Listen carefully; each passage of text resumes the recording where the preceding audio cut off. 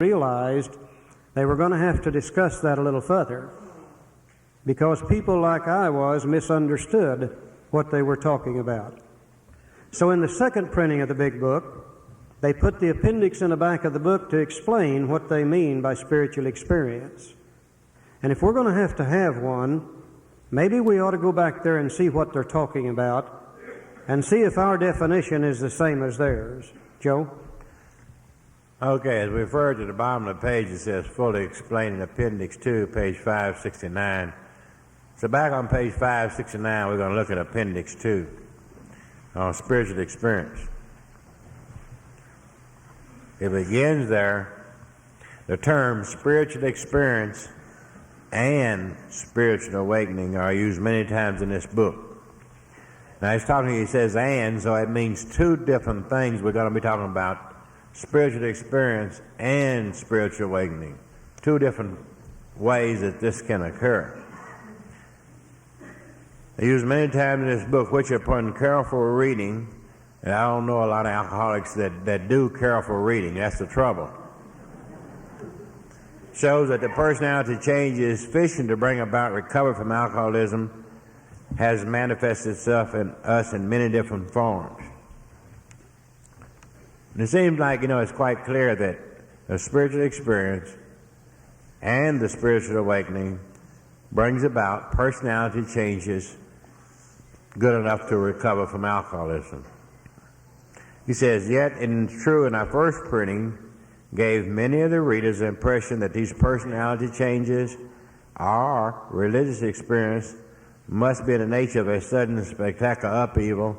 Happy for everyone, this conclusion is erroneous. In the first printing seemed to leave the impression that these changes were in the nature of a sudden and spectacular upheaval. Bill had a sudden spiritual experience, and a lot of the readers felt that they had to have the same thing as they read the book. In the first few chapters, a number of sudden revolutionary changes are described. Though it was not our intention to create such an impression, many alcoholics have nevertheless concluded that in order to recover, they must acquire an immediate, overwhelming God consciousness, followed at once by a vast changing in feeling and outlook. He goes on to say, among our rapidly growing membership of thousands of alcoholics, such transformation, though frequent, are by no means the rule. He's saying here that even in AA today, in the fellowship at this time and still today, people still have these kind of changes, but they are by no means the rule. Most of our experience of what a psychologist William James calls the education of variety, and this is mentioned in that book, Variety of Religious Experience by William James, said there are different ways that this can happen. Now, in this type of a change, he calls it an educational variety. One is a spiritual experience which is sudden, and then we have the educational variety, that is, we change gradually as we learn and apply. And this type of a change, because they develop slowly over a period of time. This one develops slowly over a period of time. It says, quite often friends of the newcomer are aware of the difference long before he himself. In the educational variety, spiritual experience, other people can notice some changes in you. Maybe your sponsor. You don't notice any changes at all. You're going through a period of time.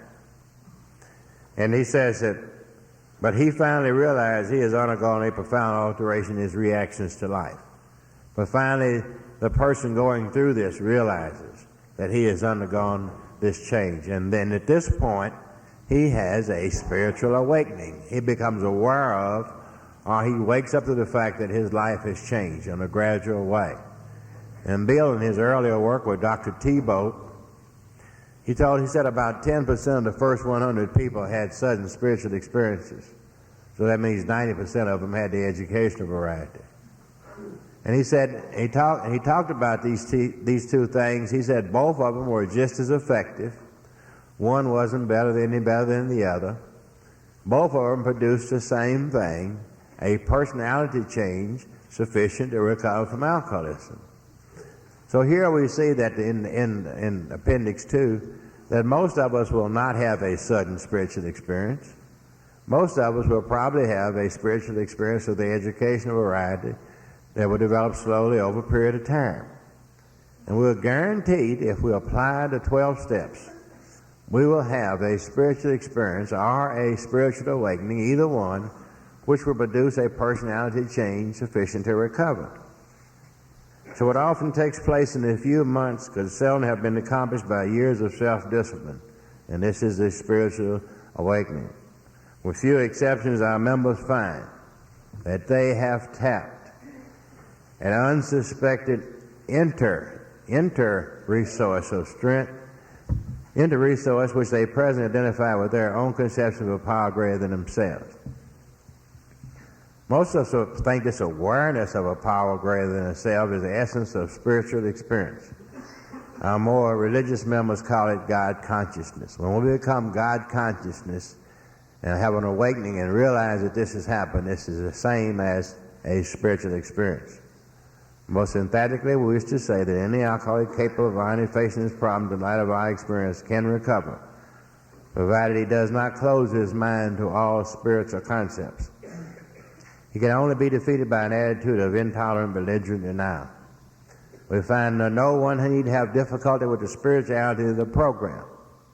Willingness, honesty, and open-mindedness are the essentials of recovery, but these are indispensable. There is a principle which is a bar against all information, which is a proof against all argument, and which cannot fail to keep a man in everlasting ignorance. That principle is contempt prior to investigation. Now, that's the only thing that can defeat us. Now, all we have to do is work the steps. And if we will work the steps, most of us, over a period of months, will have a gradual change. And finally, one day, we will realize that we have tapped an unsuspected inner resource of strength, and that we have changed. And we will identify that at that point as a power greater than ourselves, or as God as we understand Him. The only thing we have to do is work the steps, and we'll guarantee a spiritual experience or a spiritual awakening. I learned 2 or 3 things about a spiritual experience real fast as I read this appendix. First thing I learned, this sure doesn't sound like what happened to Aunt Molly. It's an entirely different deal. Nothing more than a personality change sufficient to recover from the disease of alcoholism. Remember, when we're sober, we're restless, irritable, and discontented. We're filled with shame, fear, guilt, and remorse. That is the kind of personality we are as practicing alcoholics whenever we're not drinking. Now, if we could change that personality and find a way to be sober and not be restless, irritable, and discontented, not be filled with shame, fear, guilt, and remorse. If we could find a way to be sober and have some peace of mind and serenity and happiness, then maybe we could live without having to take a drink of alcohol to change the way that we feel. And I think the key word in this whole thing is change. You know, Bill is the kind of writer that repeats himself over and over and over. But always he finds a different word which means the same thing. And people used to ask Bill about this, and Joe and I have known 2 ladies that worked with him and for him for years. And they said that Bill would normally say, well, when I took English and writing courses in college, they taught me not to use the same words over and over, because that shows how ignorant you really are. And I think if you look on page 569, we're going to see him use the word change several times, but in different ways. For instance, in the first paragraph, he used the word personality change sufficient to recover. In the second paragraph, he again said personality changes, but then he said they will be in the nature of sudden and spectacular upheavals. Well, an upheaval is to change something also. In the third paragraph, he talked about sudden revolutionary changes. To revolutionize something is to change it. Also in the third paragraph, he talked about immediate and overwhelming God consciousness. To overwhelm something is to change it. Also in the third paragraph, he talked about a vast change in feeling and outlook. In the fourth paragraph, he talked about transformations. To transform is to change. In the middle of the fourth paragraph, he talked about profound alteration. To alter is to change. So he said change over and over and over again, just using different words to describe it. The key thing is to change. And as we've said before, coming to meetings alone will not bring about these changes. And I think the greatest tragedy that's going on is these thousands of people coming to AA, participating in fellowship, but not doing anything about changing their attitude and outlook toward life. Staying sober, not drinking, but still trying to live the same old lifestyle, same old ideas, same old attitudes, and same old motives for life. And therefore, they're not undergoing any changes. But if we could have this spiritual experience or spiritual awakening, then we could change sufficient to recover from our disease. Page 25, last paragraph. If you're as seriously alcoholic as we were, we believe there is no middle-of-the-road solution. We were in a position where life was becoming impossible, and if we had passed into the region from which there is no return through human aid, we had but two alternatives. One was to go on to the bitter end, blotting out the consciousness of our intolerable situation as best we could. Step one. And the other to accept spiritual help. Step two. And you're going to see him repeat these two things over and over and over. Step one and two. And finally we were faced with but one of two choices. To stay powerless, continue to drink until we die from our disease, or to accept spiritual help and find the power greater than human power. And really, as practicing alcoholics, that's the only two choices that we have left when we come to the fellowship of Alcoholics Anonymous. People today say, oh, you better not talk too much about God or you'll run the newcomer off. Well, the Big Book doesn't mind talking about God at all. And the Big Book finally gives us these two choices. Powerless or power, step one or step two, drink till we die or accept spiritual help. My old sponsor kind of helped me in that area. He said, Charlie, you don't need to worry about running people off talking about God. He said, if you do, whiskey will put them right back in here every time. And he said, when they come back, they'll probably be ready to talk about God then. The Big Book never tells us anything, but what it does not give us an example. Standard textbook idea.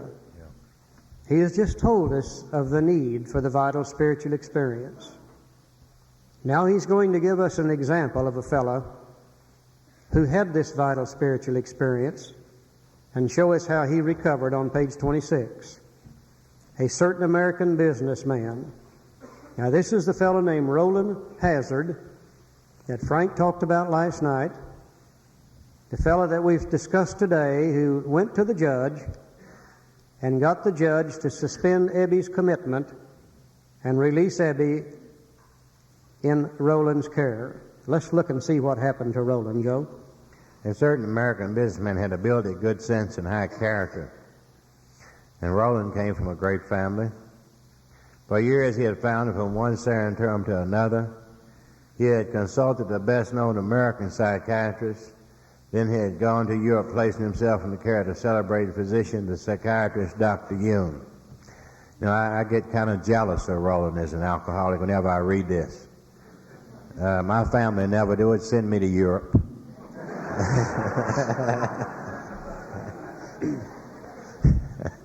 Wouldn't hardly send you across town, wouldn't it? No. But Roland, this was in 1930, I believe, and Roland had went to the best doctors in this country, and then he went to see Dr. Jung.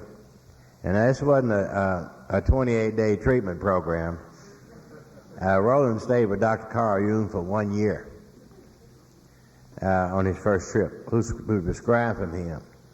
Though experience had made him skeptical, he finished his treatment with unusual confidence. His physical and mental condition were unusually good.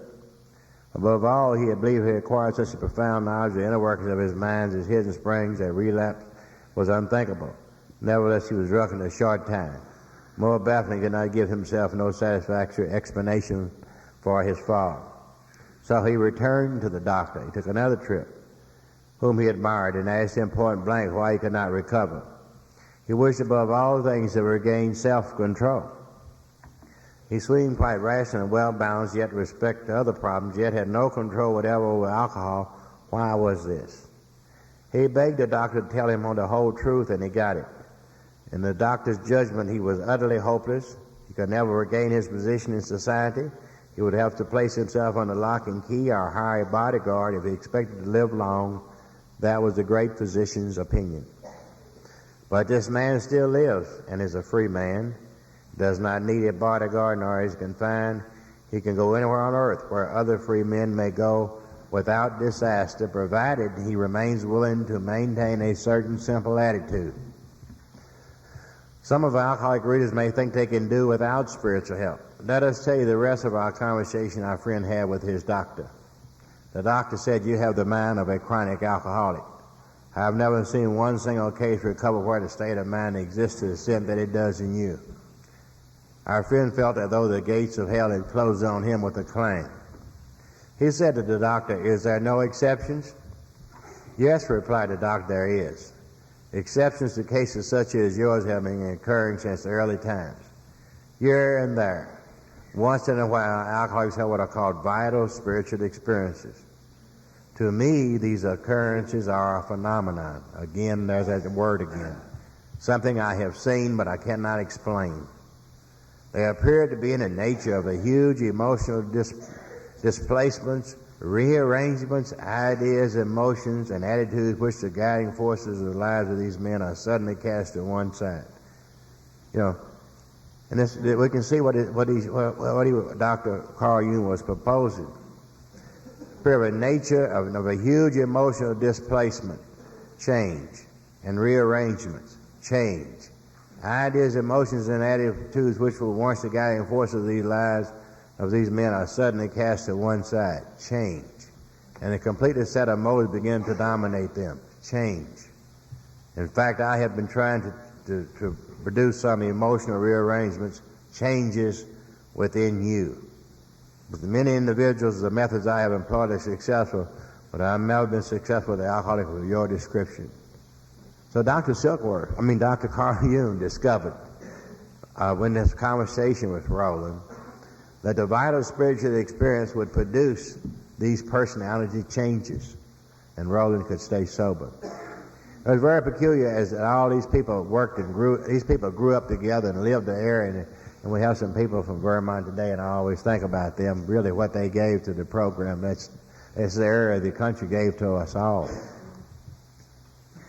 Because, these people God used people that thought alike, that had the same type of backgrounds, that could communicate with each other. And Roland was from Vermont. And we know Bill was from Vermont. And Roland brought the message back to Ebby, and Ebby was from Vermont. So all these people were similar, and they had similar backgrounds, and they grew up near each other. And then later on, by the way, when Bill went to Akron, he found Dr. Bob. And he also found that Dr. Bob was from Vermont. So they gave us, these were people that gave us the nucleus of the seeds to this program. Now, Dr. Carl Jung told Roland the only way you can recover is through a vital spiritual experience, which will make the personality changes good enough to recover. And he came back and he got involved in the Oxford groups. And by using their planned program of recovery, he was able to find this power in his life. And he recovered. And he brought this message to Ebby. And Ebby brought it to Bill. And then this is where it was really made together in Bill's kitchen. When Ebby came to the kitchen, Ebby brought the solution and the planned program of recovery to Bill, because Bill already had the problem. And all these things were made together in Bill's mind. And we can see this is the miracle of Alcoholics Anonymous. Because in those days, Dr. Silkworth was in New York. He was at Towns Hospital. He knew the problem, but he did not know the solution. Isn't that strange? Now, Dr. Carl Jung was way over on the other side of the world. He knew the solution, but he didn't know the problem. Now, the Oxford groups, they had the planned program of action, and they didn't know the problem or the solution. the miracle of Alcoholics Anonymous and surely the hand of God is how these things came together. Now, Bill, Bill, we wrote the big bill, our bill, and we talk about, and he says he used to try to dodge some of the things we put on him. Bill said, I was just an instrument, and now we know what he was talking about. None of these ideas originated in Bill. Bill said my mind was a vessel, and he was the first person to know all three of these things. As he gathered the problem from Silkworth, the solution from Dr. Carl Jung, and the program of the Oxford groups, they were mated in his mind. He was the first man to see all these things put together that came from the Oxford groups, from Silkworth, and from Dr. Carl Jung. And he mated these ideas together into the 12 steps, into the program of Alcoholics Anonymous. But none of them originated in his mind. They originated, he formed the words and he wrote them out in language for alcoholics. But the concepts came from Silkworth, Jung, and from the Oxford groups. You'll notice also in the paragraph where Dr. Jung describes this vital spiritual experience, again they use the asterisk, bottom of the page, for amplification, see Appendix 2. They want to be sure that we understand what they're talking about. That this is not some great pie-in-the-sky idea or some great happening out there somewhere, that it's nothing more than this personality change sufficient to recover. And surely, if we have emotional rearrangements, surely if we cast aside old ideas and replace them with new ones, then surely we're going to become different people in our minds, and our personality will become something different than what it is as a practicing alcoholic. So we have seen through the doctor's opinion and Bill's story what the problem is. We have seen through chapter 2 what the solution is. And if we can see the problem and see the solution, then the only thing left for us is how do you find that solution? But Bill, remember, is a real alcoholic just like us. And Bill, remember, had certain aversions and antipathies against things that smacked of spirituality and religion. And Bill didn't like this God idea. And many of us were the same way. And I can almost see Bill at the end of chapter 2 kind of sitting back and thinking a little bit and saying, well, I've given them the problem, and I've given them the solution, but many of them are not going to like it any more than I did. And many of them are going to feel that maybe they could not have that solution based upon what they had been during their drinking and etc. And I think he says, maybe I better tell them a little bit more about this thing so that they can understand without any doubt why they're going to have the spiritual experience. And he wrote another chapter, chapter 3, called More About Alcoholism. And in chapter 3, he talks about one thing and one thing only. He talks about insanity. Now, step 2 says we came to believe that a power greater than ourselves could restore us to sanity. Well, if we have to be restored to sanity, that it indicates that we must be insane. And many of us didn't like that term at all, because we thought insanity and craziness was the same thing. Well, really they are not. They're two different terms entirely. Many of us had no difficulty with the word insanity, because we said, oh yeah, we remember those crazy, stupid things we did while drinking. Well, we don't think that's insanity at all. You know, those crazy, stupid things we did while drinking, those were usually caused by a mind that had been filled with a sedative drug called alcohol. And if your mind's been filled with a sedative drug that lowers your inhibitions, look out, you're probably going to do some pretty crazy, stupid things. But that's not insanity. That's simply a mind filled with alcohol. Sanity is defined in the dictionary as wholeness of mind. Insanity is a mind that is less than whole. Now, it doesn't mean crazy at all. You know, crazy is where you've lost most of your marbles. And you got to be locked up somewhere to protect you and society from you. Insanity simply means your mind is less than whole. which means there's some things that you can't see the truth about. If your mind is whole, you can see the truth about just about everything around you, and you can make decisions based on truth, and everything comes out pretty good. If you're insane and you can't always see the truth, then you'll make a decision based on a lie. And usually then life starts having difficulty. I like to look at insanity and sanity as we'll say a pie. If I took a pie and baked it and cut it into, we'll say, 10 pieces to make the figures easier to handle, and I give you one piece of my pie is now less than whole, but I still got 90% of it. If I give somebody else a piece of pie, it is still more less than whole, but I've got 80% of it left. And if I give away a third piece of pie, it's still more or less than whole, but I still have 70% of it. Insanity does not mean you're all gone. It just simply means you're not quite all here. And when it comes to alcohol, we seem to be not quite all here. Most of us can see the truth about most things. Most of us are reasonably intelligent people. Most of us can make reasonably intelligent decisions, except when it comes to alcohol. And when it comes to alcohol, it seems as though we can't always see the truth about it. And we make decisions based on a lie, and then that lie leads us into extreme difficulties. Now, as we look at this chapter, we're going to be looking at one thing and one thing only: insanity referring to alcohol. After I'd been sober a few years, I realized that I wasn't too swift in a hell of a lot of areas. But in the beginning, we're looking at alcohol and alcohol only. Let's look at our insanity. That thing we must be restored from. Joe? More about alcoholism.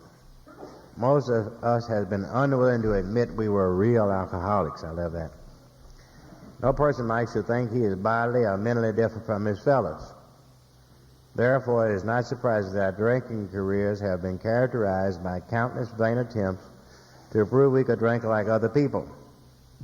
The idea that somehow, someday, he will control and enjoy his drinking is the great obsession of every abnormal drinker. The persistence of this illusion is astonishing. Many pursue it to gates of insanity or death. We learn we have to fully concede our innermost selves that we are alcoholic. This is the first step in recovery. The delusion that we are like other people presently has to be smashed. Okay. Now we see him again using the same ideas. He used the word up here, the idea that somehow, someday we will control and enjoy our drinking is a great obsession. And we say an obsession is an idea that overcomes all other ideas. And if you have an obsession, it will make you believe a lie. And insanity is to believe a lie. Now, the position of this illusion is astonishing. And we see he changed the word now. An illusion is the same thing. An illusion is, like we use the expression like it's like a magician. This is an old word for an illusionist. It was a person that could take some props and sleight of hand, and he could make you believe a lie or something that was not true. And that's what an illusion is. So an illusion and obsession is the same thing. Then further on, he changes the word to delusion. If we have deluded our minds, we will believe something that is not true. So now, as Charlie said, we're talking about the state of the mind just before we drink, not after we drink. That's caused by alcohol. But the insanity comes before we drink. And we have to, I don't care whether we say we have an obsession before we drink, or we have an illusion before we drink, or we have a delusion before we drink. Just before we drink, that is the insanity. And we take a decision, and we make a decision based on something that's not true. There's no way we can drink on the truth. The truth will set us free from the lie. When you believe a lie, you will take actions on the lie. And when you take actions on a lie, it seems like you will always run into the truth. That's one thing about the truth. If you're living on a lie, the truth will beat your brains out. It really will. It'll be there every time. And there's no way you can drink on the truth. I was telling somebody this morning, and I work with people every day, and I tell them, there is no way you can drink on the truth if you're an alcoholic. For me to drink on the truth, I would have to do something like this. For me to drink on the truth, I would have to do something like this. It's like this morning, I would have to walk into the liquor store and speak to the man, "Good morning, sir, how are you?" And tell him, I said, "Well, I drank some of this stuff 26 years ago, and my wife left me. I lost my job. I ended up broke. I lost everything I had. I ended up locked up in the nut ward. It'd like to damn near kill me. How much would you charge me for another bottle of that stuff?" I mean, you just can't drink on the truth, you know what I mean? You'd have to believe a lie like, "This time it won't hurt me, or it won't bother me," a lie. But you cannot drink on the truth. Let's, through a few examples, look at the state of the mind just prior to taking the first drink. At the bottom of page 30, it says, "We are like men who have lost their legs. They never grow new ones. Neither does there appear to be any kind of treatment which will make alcoholics of our kind like other men. We have tried every imaginable remedy. In some instances, there's been brief recovery, followed always by a still worse relapse. Physicians who are familiar with alcoholism agree there is no such thing as making a normal drinker out of an alcoholic. Science may one day accomplish this, but it hasn't done so yet." And that's amazing. This was written almost 50 years ago. And science has done a hell of a lot of things, but they still haven't found any way to make us alcoholics into drinkers like other people. And I'm not so sure I would want to be anyhow. Slightly tipsy, out of control, nauseous feeling. I don't think I'd want that anyhow. Despite all we can say, many who are real alcoholics are not going to believe they're in that class. By every form of self-deception and experimentation, they'll try to prove themselves exceptions to the rule, therefore non-alcoholic. If anyone who's showing inability to control his drinking can do the right about face and drink like a gentleman, our hats are off to him. Heaven knows we've tried hard enough and long enough to drink like other people. Here are some of the methods we have tried. Drinking beer only, limiting the number of drinks, never drinking alone, never drinking in the morning, drinking only at home, never having it in the house, never drinking during business hours, drinking only at parties, switching from scotch to brandy, drinking only natural wines, agreeing to resign if ever drunk on the job, taking a trip, not taking a trip, swearing off forever, with and without a solemn oath, taking more physical exercise, reading inspirational books, going to health farms and sanitariums, accepting voluntary commitment to asylums, and we could increase the list ad infinitum. In other words, the obsession of the mind is someday, somehow, we're going to find a way to do that. And we try by every method we can think of to learn to drink without getting drunk, sick, and in all kinds of trouble. Page 32, our first example. A man of 30 was doing a great deal of spree drinking. He was very nervous in the morning after these bouts and quieted himself with more liquor. He was ambitious to succeed in business, but saw that he would get nowhere if he drank at all. Once he started, he had no control whatever. He made up his mind that until he had been successful in business and retired, he would not touch another drop.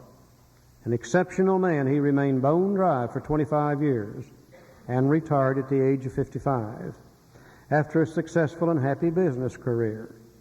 Then he fell victim to a belief, which practically every alcoholic has, that his long period of sobriety and self-discipline had qualified him to drink as other men. Out came his carpet slippers and a bottle. In 2 months he was in a hospital, puzzled and humiliated. He tried to regulate his drinking for a while, making several trips to the hospital meantime. Then, gathering all his forces, he attempted to stop altogether and found he could not. Every means of solving his problem which money could buy was at his disposal. Every attempt failed. Though a robust man at retirement, he went to pieces quickly and was dead within 4 years. Now, this case contains a powerful lesson. Most of us have believed that if we remain sober for a long stretch, we could thereafter drink normally. Now, those of us that believed that believed a lie. But here is a man who at 55 years found he was just where he had left off at 30. We have seen the truth demonstrated again and again. Once an alcoholic, always an alcoholic.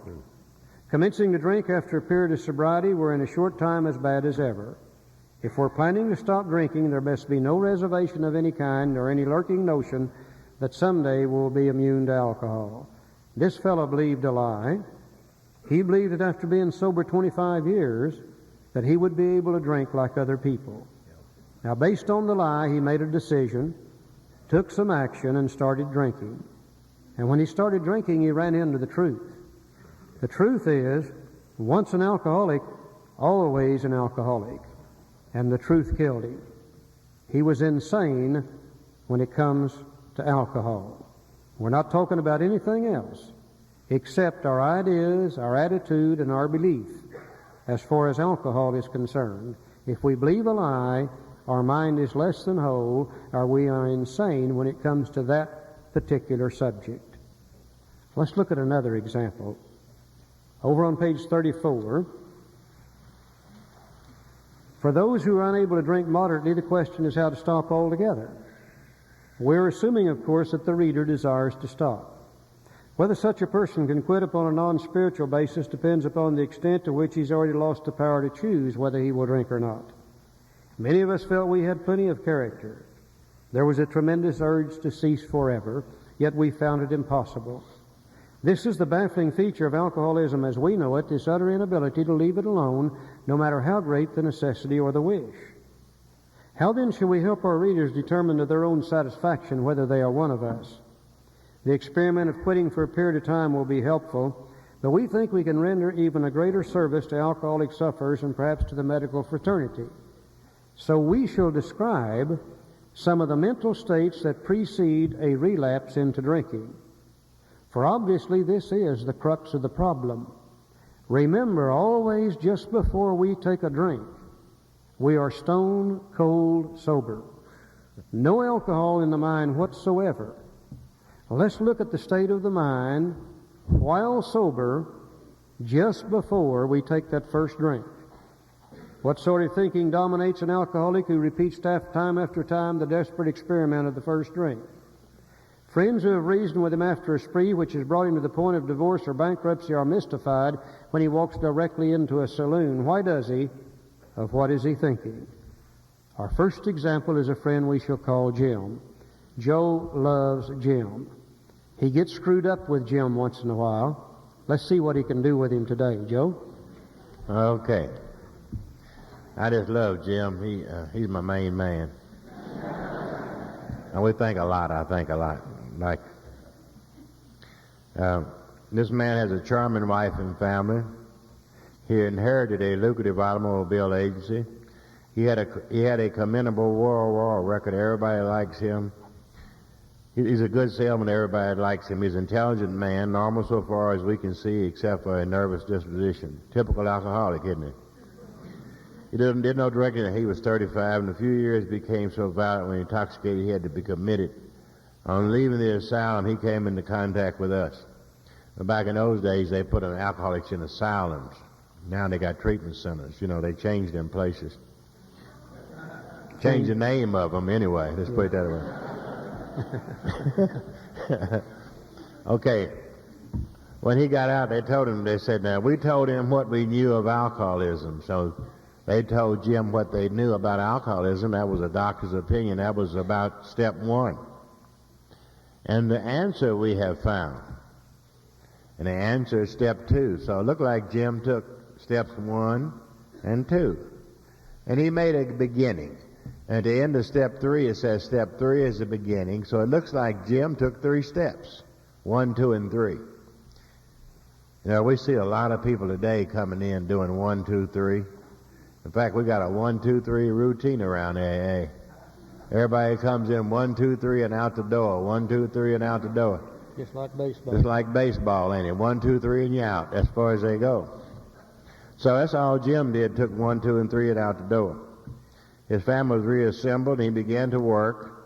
As a salesman for the business he lost through drinking, all went well for a time, but he failed to enlarge on his spiritual life. So he wouldn't work the real action steps. To his consternation, he found himself drunk a half a dozen times in rapid succession. Now, Jim got drunk 6 times, real quick. On each occasion, we worked with him, reviewing carefully what had happened. These were good AA members in those days, and they looked like they went to see Jim every time. Nowadays, if you get drunk 6 times, they won't fool with you no more. But this guy, they did. He said he'd agreed he was a real alcoholic in a serious condition. He knew he'd face another trip to the treatment center if he kept on. More, he would lose his family to whom he had deep affections. Yet he got drunk again. Now this is 7 times. And Jim got drunk 7 times. Now they're getting a little tired of Jim. They're getting kind of fed up with Jim. And they said, look here, Jim. We asked him to tell us, hey, how are you getting drunk, Jim? We're getting tired of food. How do you get drunk? Explain. Let's sit down and explain it to us. And this is his story. This is how he said, I came to work on Tuesday morning. Well, Charlie and I studied the book many years before we saw this. And you can see something in you in the book all the time. I came to work on Tuesday morning. Where was he at Monday?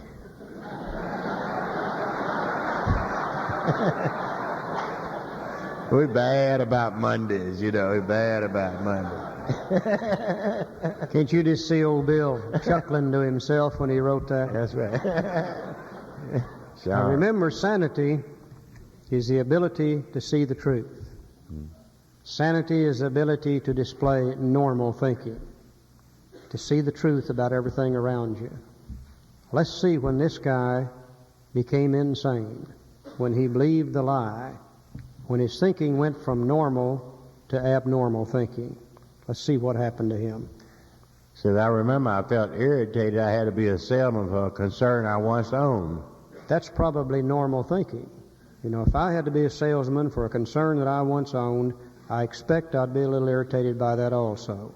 I don't think that's insane at all. That's probably normal thinking. I had a few words with the boss, but it's nothing serious. Probably the boss said, by the way, Jim, where were you all day yesterday? Nothing real serious, but just enough to keep us a little irritated. Then I decided to drive in the country and see one of my prospects for a car. What's more normal than for a salesman who sells cars to want to see a prospect for a car? We've had a few words with the boss. We're going to get away from the company for a while. So we're going to go out and see a prospect that we already know and see if we can sell him a car. Normal thinking for a car salesman. On the way, I felt hungry, so I stopped at a roadside place where they had a bar. I had no intention of drinking. We're hungry. We're going to stop in this roadside place. We're going to try to get something to eat. We have no intention of drinking. And probably in those days, it was relatively hard to find a roadside place in this part of the country that might not have a bar of some kind. We're not going in there to drink at all. We're going in there because we're hungry. Normal thinking. I just thought I'd get a sandwich, and I also had a notion I might find a customer for a car in this place, which was for me, and I had been going there for years and eating there many times during the months I was sober. What's more normal than to get a sandwich if you're hungry? And also, since we've been in here many times before since we were sober, we might run into another customer for a car. We've eaten there many times, so we're not going in there to drink. We're going there to get a sandwich and maybe find a customer and sell a car. What's more normal than a salesman who sells cars who is hungry? Normal thinking. I sat down at the table and ordered a sandwich and a glass of milk. Now, if you're hungry, there's nothing more normal than to sit down at a table and order a sandwich and a glass of milk. Normal thinking. Still no thought of drinking. I ordered another sandwich and decided to have another glass of milk. If you're hungry enough. There's nothing wrong with 2 sandwiches and 2 glasses of milk. So up to this point, he's displayed normal, sane thinking. But now then, the squiggly writing starts. Suddenly a thought crossed my mind. if I were to put an ounce of whiskey in my milk, it wouldn't hurt me on a full stomach. There's where he believes a lie. That's right. There's where he became insane. Suddenly his mind said, you know, I could order an ounce of whiskey and pour it in milk and drink it, and it won't hurt me on a full stomach. He believes something that isn't true. For an alcoholic, that is absolute insanity. Now, based on the insanity, he makes a decision.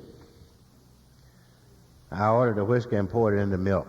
I vaguely sensed I was not being too smart, but felt assured I was taking it on a full stomach. Okay, now we have ordered the whiskey, we've taken the action necessary, we've put it in our stomach. Now that it's inside of us, the allergy takes over, the phenomenon of craving develops, and we'll see where we go from here.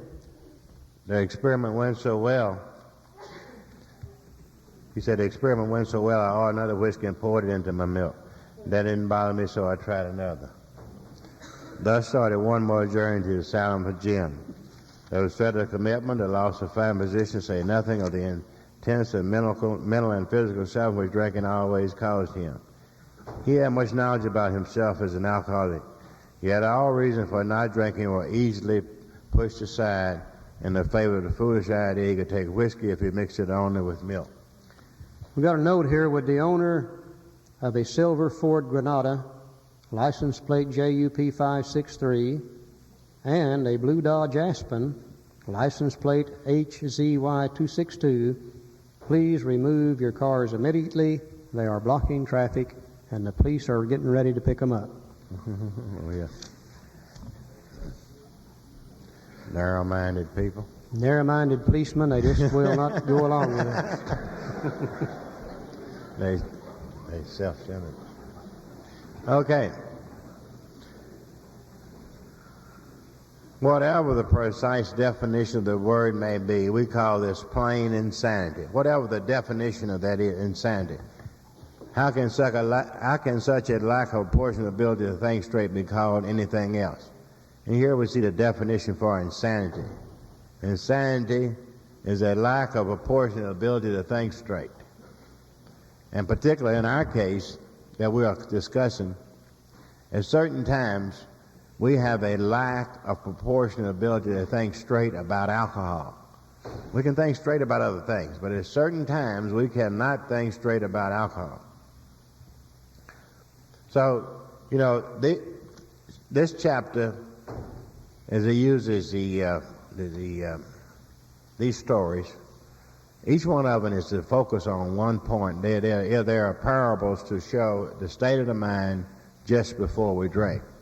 In the case of the man of 30, it was the same thing as it was in Jim.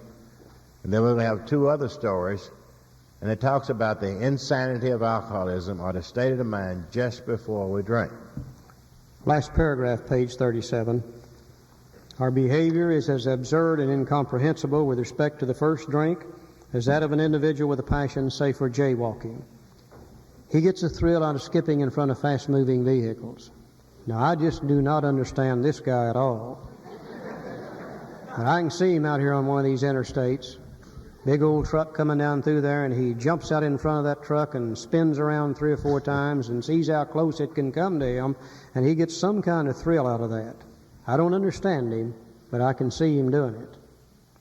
Now, he enjoys himself for a few years in spite of friendly warnings. People say, hey, Jack, you ought to quit doing that. You know, you'll get hurt if you keep that up. Now, up to this point, you would label him as a foolish chap having queer ideas of fun. Luck then deserts him, and he's slightly injured several times in succession. He's getting a little older now. He can't move as fast. They begin to hit him once in a while. Nothing serious. He just kind of bounces off of them. Now, you would expect him, if he were normal, to cut it out.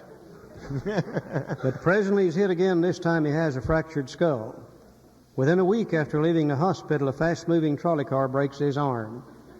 Now he sings their anthem. He tells you he's decided to stop jaywalking for good. He said, boy, I'll never do that again. You can believe in that. But in a few weeks, he breaks both legs. On through the years, his conduct continues, accompanied by his continual promises to be careful or to keep off the streets altogether. Finally, he can no longer work. His wife gets a divorce. and he's held up to ridicule. He tries every known means to get the jaywalking idea out of his head. Not his body, his head. He shuts himself up in a treatment center hoping to mend his ways. But the day he comes out, he races in front of a fire engine which breaks his back. Such a man would be crazy, wouldn't he? Now, you may think our illustration is too ridiculous, but is it? We who have been through the ringer have to admit if we substituted alcoholism for jaywalking, the illustration would fit us exactly. However intelligent we may have been in other respects, where alcohol has been involved, we have been strangely insane. It's strong language, but isn't it true? Now, some of you are thinking, yes, what you tell us is true, but it doesn't fully apply. We admit we have some of these symptoms, but we've not gone to the extremes you fellows did, nor are we likely to, for we understand ourselves so well after what you've told us that such things cannot happen again. We've not lost everything in life through drinking, and we certainly do not intend to. Thanks for the information. And I remember exactly when I told them that, too. Now, that may be true of certain non-alcoholic people, who, though drinking foolishly and heavily at the present time, are able to stop or moderate because their brains and bodies have not been damaged as ours were. We talked about the heavy drinker. But the actual or potential alcoholic, with hardly an exception, will be absolutely unable to stop drinking on the basis of self-knowledge. This is a point we wish to emphasize and re-emphasize. To smash home upon our alcoholic readers that has been revealed to us out of bitter experience, let us take another illustration. Now, we're going to look at Fred, and Fred's different than Jim. Fred hasn't lost anything at all. Fred's still got his job, he's got his business, he's got his family, he's got everything. The day Jim got drunk, he didn't feel too good. He was a little irritated with the boss and various different things. The day Fred gets drunk, Fred's feeling on top of the world. You see, we drink to feel better when we feel bad, but we also drink to feel better when we feel good. Let's take a look at Fred. He said Fred is a partner in a well-known accounting firm. His income is good, he has a fine home, is happily married, and the father of promising children of college age. He has so attractive a personality that he makes friends with everyone. If ever there was a successful businessman, it's Fred. To all appearance, he is a stable, well-balanced individual. Yet he is alcoholic. We first saw Fred about a year ago in a hospital where he had gone to recover from a bad case of jitters. It was his first experience of this kind, and he was much ashamed of it. Far from admitting he was an alcoholic, he told himself he came to the hospital to rest his nerves. And we see lots of nerve resters today. You know. The doctor intimated strongly that he might be worse than he realized. For a few days he was depressed about his condition. He made up his mind to quit drinking altogether. It never occurred to him that perhaps he could not do so in spite of his character and standing. Fred would not believe himself an alcoholic. He wouldn't take step one, much less accept a spiritual remedy for his problem. Since he didn't take one, he couldn't take step two. We told him what we knew about alcoholism.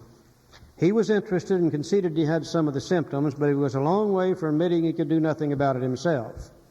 He was positive that this humiliating experience, plus the knowledge he'd acquired, would keep him sober the rest of his life. Self-knowledge would fix it. We heard no more of Fred for a while. One day we were told that he was back in the hospital. This time he was quite shaky. He soon indicated he was anxious to see us. The story he told is most instructive.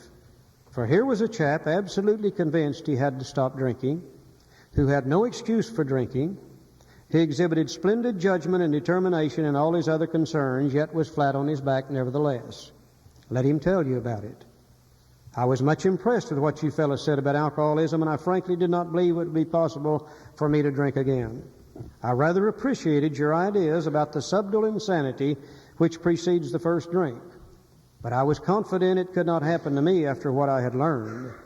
I reasoned I was not so far advanced as most of you fellows, that I'd been usually successful in licking my other personal problems, and that I would therefore be successful where you men failed.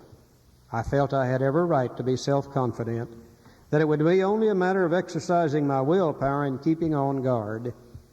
In this frame of mind, I went about my business, and for a time all was well. I had no trouble refusing drinks. and began to wonder if I'd not been making too hard work of a simple matter.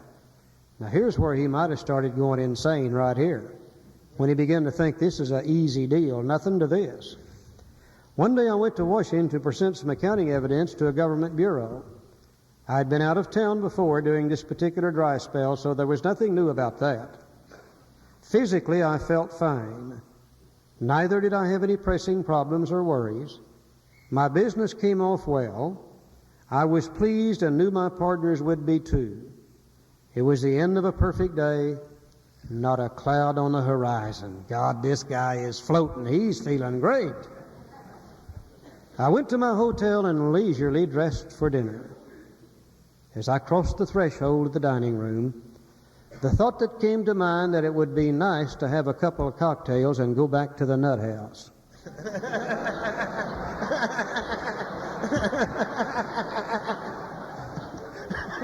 You see? You see, that's what he really decided. He just didn't know that's what he was deciding. He believed a lie.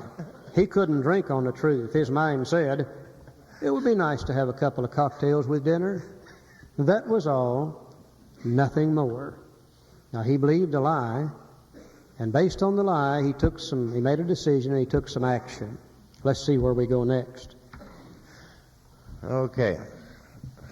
I ordered the cocktails at my meal, then I ordered another cocktail. After the dinner, I decided to take a walk. Then I returned to the hotel. That struck me a highball would be fine before I went to bed, so I stepped in the bar and had one. I remember having several more that night and plenty the next morning. I have a shadowy recollection of being in an airplane bound for New York and finding a friendly taxicab driver to the landing field instead of my wife. The driver escorted me about for several days. I know little of where I went and what I said and did. Then came the hospital and unbearable mental and physical suffering. And then he was exposed to the truth. As soon as I regained my ability, I went carefully over the evening in Washington. Not only had I been off guard, I had made no fight whatever against the first drink. This time I had no thought of the consequences at all. I had commenced to drink as careless as though the cocktails was ginger ale. I remember what my alcoholic friends had told me, how they had prophesied that if I had an alcoholic mind, that the time and place would come when I would drink again. And it comes to the final conclusion as we go through these, the man of 30, look at Jim, Jay Walker, and Fred. All of these that talk about they give us the state of the mind just before we drink. And it makes a conclusion at the final part, at the last paragraph on page 43. It says, once more, at certain times, the alcoholic at certain times has no effective mental defense against the first drink. At certain times, except in a few rare cases, neither he nor any other human being can provide such a defense. His defense must come from a higher power. You know, is the fact that Jim and Fred are both allergic to alcohol, is that their real problem? Or is their real problem that they have an obsession of the mind that tells them it's okay to drink alcohol? Their real problem is they have a form of insanity. When it comes to alcohol, they cannot see the truth.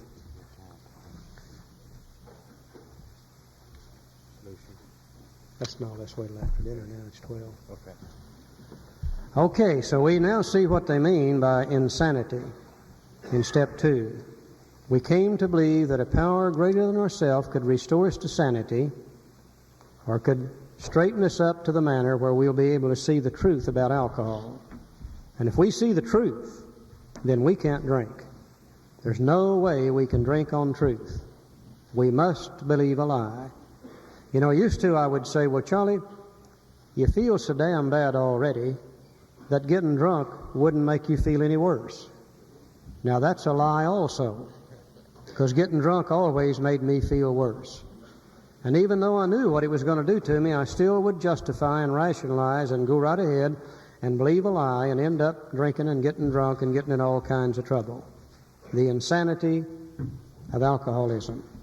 I think it's about time to have lunch. Is one of the committee going to close? Yeah. Everybody sleepy? We are too. Joe and I were down in Mobile, Alabama last weekend. Weather down there was warm, sun was shining, and we got out Saturday afternoon walking on the beach, and we saw three little old ladies down there who had just run into a fellow walking along the beach that was absolutely stark naked. And one of those little old ladies had had a stroke just as soon as she saw him. And the second one did in just a few minutes later. And the third one almost did, but she couldn't quite reach it. She didn't.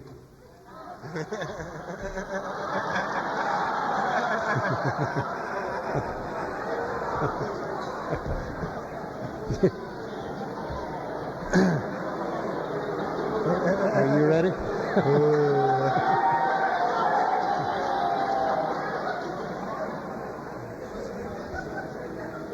As we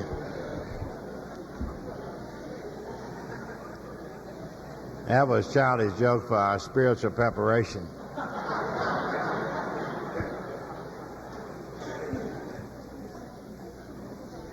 We have basically laid out the problem and the solution. We have looked a little closer at the insanity associated with the problem. And now we come to the last chapter, which is in preparation for working the program. And it would be totally impossible for us to enter chapter 5 without this chapter, we agnostics. You know, we have established there are two alternatives. One is to continue as we are, and the other to accept spiritual help. But still yet, you know, this would be a very tough decision with our present concept of God. Chapter 4 is Charlie and I always call it to us it is a spiritual kindergarten. Chapter 4. Chapter 4 is we agnostics. In this chapter, we can develop a new concept of God, and we can develop a simple process of obtaining that goal. Very simple. By studying this chapter. It's very masterfully done, and it's something that anybody, regardless to where he is, can accomplish. You know, most books that deal with spirituality tend to try to prove God to people so that they will attempt to use it, or they attempt to establish and prove this up front. But this chapter does not do that. This chapter does not attempt to prove God to the individual, but it gives a person an individual procedure which will allow God to prove himself to the individual. So it's a different slant, and it works. It's real simple. I think for many of us, and I know in my own particular case, when we come to the idea of having to make a decision, which we're going to have to do in a little while, for some of us this seems to be extremely difficult to do, based on old ideas, based on things we were taught while we were growing up, based on things we may have learned in various different religions and churches. I know in my own particular church, as a kid growing up, it seemed to me that mainly what I heard about God was hellfire and brimstone. Now, I know they talked about a kind and a loving God there also, but I didn't hear it very often. I heard about going to hell for lying and cheating and stealing and drinking whiskey and committing adultery. And as a practicing alcoholic, I had been doing most of that for quite a little while before I got to AA. And here I'm faced again with this idea of having to have a spiritual experience. And for many people like me, we would feel that it would be impossible for that to happen to us based upon our past history and past background. Many of us viewed people who were spiritual people or people that went to church as weak people. I don't know how many times we drove down the street on Sunday morning, saw them going up the steps into the church house, and we would say, look at those weak people. If they were strong people like us and could stand on their own 2 feet, they wouldn't have to go in there and profess to pray to something they probably don't believe in anyhow. Many of us would see Deacon Jones in the dance hall on Saturday night, maybe dancing with somebody else's spouse, and we'd say, yeah, they're all just like that, a bunch of hypocrites. And many of us develop some aversions in our mind regarding these things. And here we're again faced with the idea that we're going to have that spiritual experience. And even though Bill has convinced me in more about alcoholism that I'm going to have it, for many of us it still would seem impossible to have that thing. And I think that's why this chapter is exactly where it is. To give me maybe some new ideas and some new understanding and some new knowledge to base the decision on that I'm going to have to make when I get into the next chapter. And I think without we agnostics, I would have been stuck right there and would have been unable to make that decision because of all these mixed feelings I had about God, spirituality, religion, and etc. Thank God for this chapter. You know, AA has not only given me the concept or the idea of God as I understand Him, but through this chapter it has given me a new understanding of God. And with a new understanding of God, I can then make the decision. And I think Bill realized that's the way many of us were going to feel. And that's why we agnostics fit exactly where it is after more about alcoholism. On page 44, he said, in the preceding chapters, you've learned something of alcoholism. We hope we've made clear the distinction between the alcoholic and the non-alcoholic.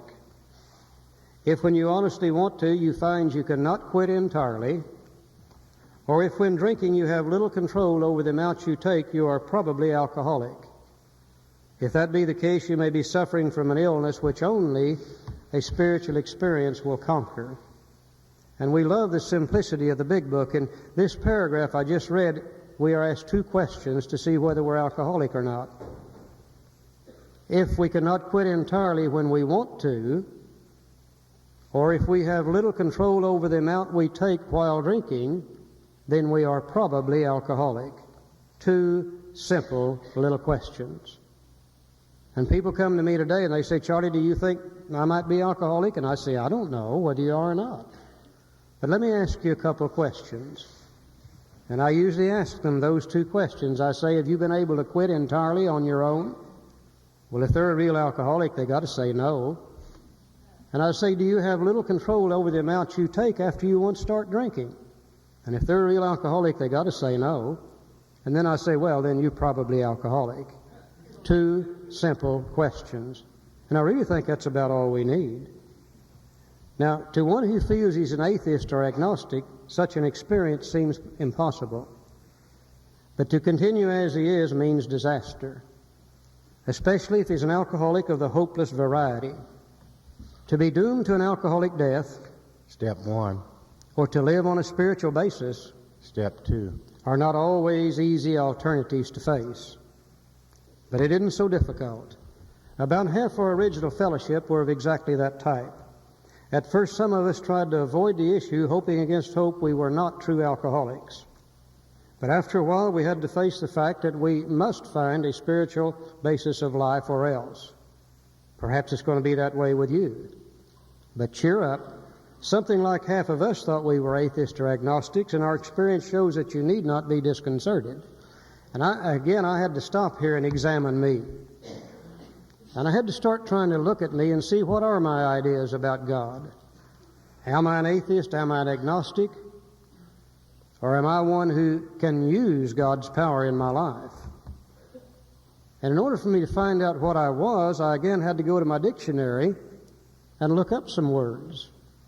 And I had to first see what is an atheist. And I find that an atheist is more or less defined as one who says that God does not exist. And if God doesn't exist, then the human mind must be the greatest power on earth. And if that's what the atheist really believes, then the atheist has no other power to turn to. If his mind, the human mind, is the greatest power on earth, he has no greater power to turn to, and the atheist would have to stand on his own 2 feet and would have to make his own decisions and would have to rule his own destiny. And I said, Charlie, are you an atheist? And I said, no. No way am I an atheist. I said, well, maybe you're an agnostic, so I looked that up. And I find that an agnostic is one who believes that God exists. But since you can't prove it, he's afraid to take a chance, and he acts like God does not exist. He acts exactly like the atheist. He doesn't turn to God for help. He doesn't receive the power in his life, so therefore he has to stand on his own 2 feet, run his own show, and make his own decisions and rule his own destiny. But he believes that God exists. And I said, Charlie, are you an agnostic? And I said, you bet your boots I am. Because as far back as I can remember, I've believed in some kind of God. I don't know whether I was born with it, whether it was taught to me, but as far back as I can remember, I have believed in some form of God. But nobody has ever been able to prove that God to me, so I acted as if God did not exist, and I ran my own show. And I got the same results out of living that way that the atheist got, even though I did believe in God. I'll never forget, as a kid growing up, they told me in my church what I could do and what I couldn't do. And they said, if you do this and you do that and you do so on and so forth, you're going to die and you're going to go to hell just sure as anything.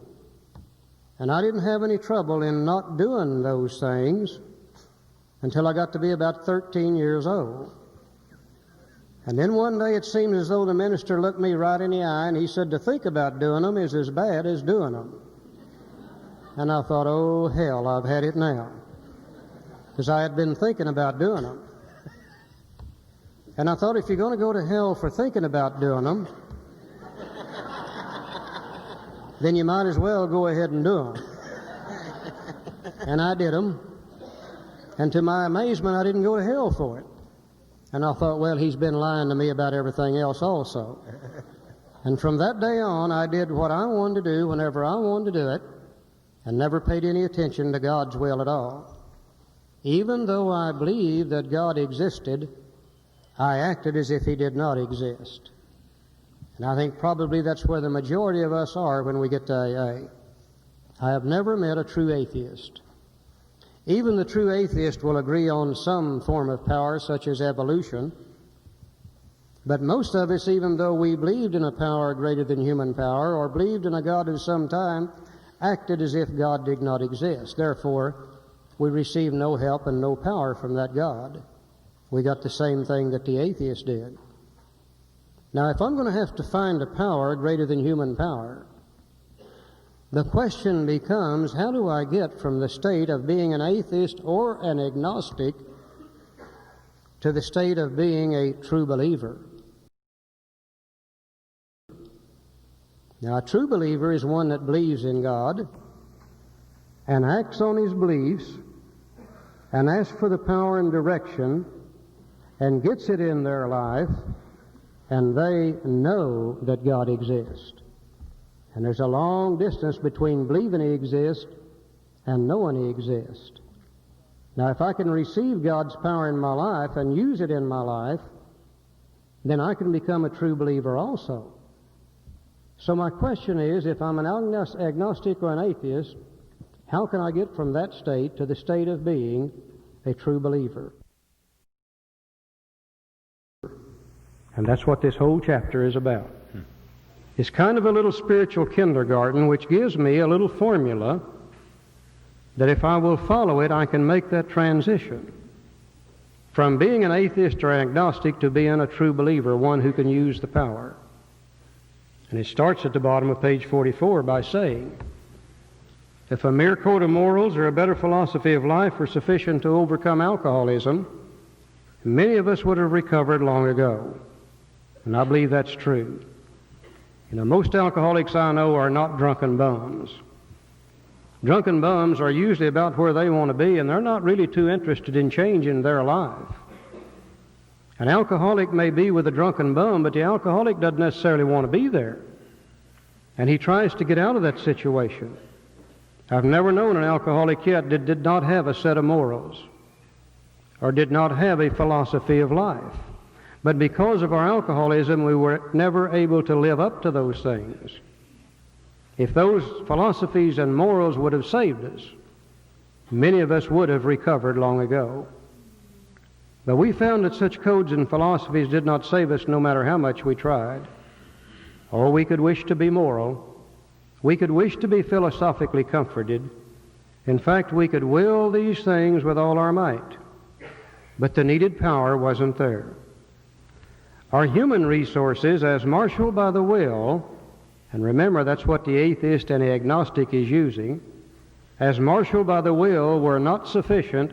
They failed utterly. Lack of power, that was our dilemma. And I believe that's true also. I think the only reason any of us are here today is because we did not have the power to overcome alcoholism left on our own resources. If we could have recovered on our own power, we wouldn't be here today. You know, we were driven here under the lash of alcoholism. I've never known an alcoholic yet that said, I took a drink when I was 14, I jumped up and down and shouted with joy and said, oh, I can hardly wait until I'm 28 and I can become a member of Alcoholics Anonymous. No, this is the court of last resort. We tried everything else first. And if we could have found the power in any other way, we would have done so and would not have to be here. So lack of power, that was our dilemma. We had to find a power by which we could live, and it had to be a power greater than ourselves, obviously. But where and how were we to find this power? Well, that's exactly what this book is about. Its main object is to enable you to find a power greater than yourself which will solve your problem. Now, that does not say which will enable us to solve our problem or which will help us solve our problem. It says which will solve our problem. And interestingly enough, from this page on, the big book talks very, very little about alcoholism or alcohol. What it primarily talks about from this page on is how do you find the power? Up to this point, I've been dealing with one thing only, sobriety, sobriety, sobriety, not drinking. But I find on this page it says this book is about finding a power greater than ourselves which will solve the problem. And if our problem is lack of power, and if we can find the power, then we can overcome this disease of alcoholism. So the question again, if we're atheist or agnostic, is how do you find that power? And from this page on, that's what we'll be dealing with. How do you find the power, Joe? Okay, as we begin to look at this simple little procedure, and it's not new, it's just old as mankind himself, in the way we'll accomplish anything in our lives. It starts off on page 47, middle paragraph. We needed to ask ourselves but one short question. Do I now believe? Or am I willing to believe that there is a power greater than myself? As soon as a man can say he